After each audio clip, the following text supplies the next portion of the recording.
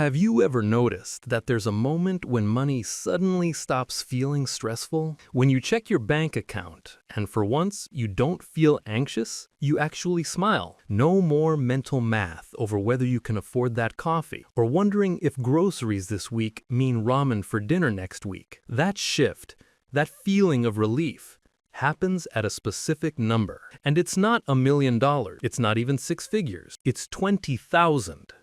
In this video, we're going to explore why hitting $20,000 in savings or investments completely changes your relationship with money, not just mathematically, but psychologically. By the end, you'll understand why this milestone is the true turning point between financial struggle and financial freedom, and how to reach it faster than you think. When most people think about building wealth, they picture something massive: millionaires, trust funds, big investments. But the truth is, wealth doesn't start big. It starts small, and then it snowballs. You see, money behaves a lot like a heavy boulder. At first, pushing it uphill feels impossible. You're sweating, straining, and questioning whether it's even worth the effort. But the moment you reach that tipping point, gravity starts working for you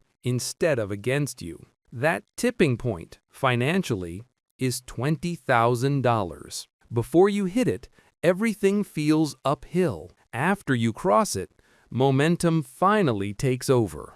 Here's why that number matters more than most people realize. When you have no savings, your brain operates in survival mode. Every decision is driven by fear. Fear of bills, fear of job loss, fear of the next emergency. You can't think long-term when you're constantly worried about making it to the next paycheck. It's like trying to plan your future while your house is on fire. But once you've built even a modest cushion, once you have that $20,000, your brain starts to relax.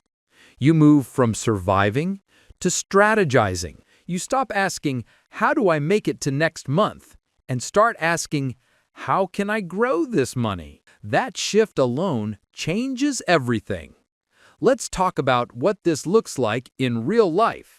If you save $1,000 a month and invest it for an average 8% return, it'll take you about 19 months, a year and a half, to reach $20,000.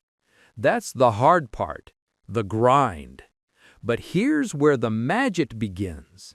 Your second $20,000 doesn't take another 19 months. It takes about 17. Your third, even faster. Why? Because now your money is working with you. Compounding has kicked in. At first, a 10% return on $2,000 is just $200. Nice, but small. But a 10% return on $20,000, that's $2,000. Suddenly, your money is making money without you lifting a finger. This is the moment where financial growth stops feeling like a grind and starts feeling like acceleration. But the most powerful thing about reaching $20,000 isn't the money itself. It's who you become in the process. To save $20,000, you had to track your spending, say no to temptations, and stay consistent for months, maybe years. You prove to yourself that you can delay gratification, that you can control your money instead of your money controlling you.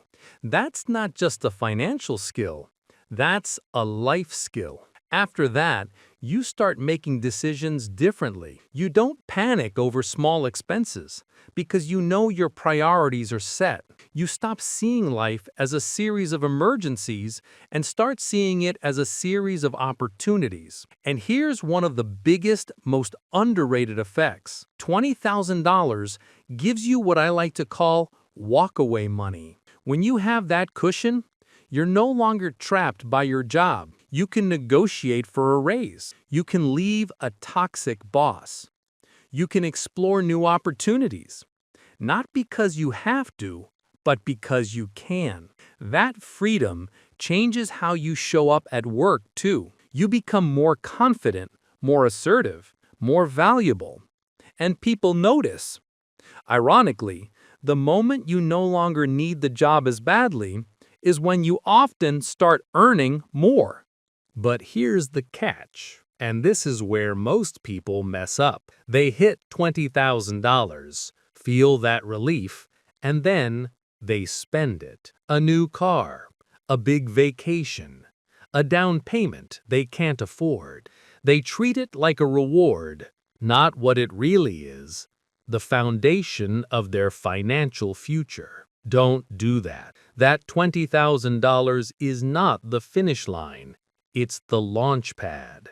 Because once you protect it, invest it, and let it grow, that's when compounding takes off. That's when time starts working for you, not against you. Think about this. The average person spends more on their car over a lifetime than it would take to reach financial independence. Between payments, insurance, and maintenance, that's hundreds of thousands of dollars just to own something that loses value the second you drive it. Meanwhile, the same amount invested wisely could buy freedom. Real freedom. Freedom to choose your job, your lifestyle, your future. That's what the $20,000 milestone represents. Not wealth itself, but control. So no, $20,000 won't make you rich overnight, but it will change the way you think, act, and feel about money forever. It's the difference between reacting to life and designing it. Once you reach that number, the question stops being, "Can I afford this?" and starts being, "What do I want my life to look like?" That's real wealth. And it starts with your first $20,000. If this changed the way you think about money, take a moment and hit that like button. Subscribe to Unlock Wealth Hub, because here we don't chase wealth, we understand it. And if you know someone who needs to hear this, share it. Because the journey to financial freedom doesn't begin with millions, it begins with momentum. Welcome to Unlock Wealth Hub, where we don't just talk about money, we unlock the mindset that builds it.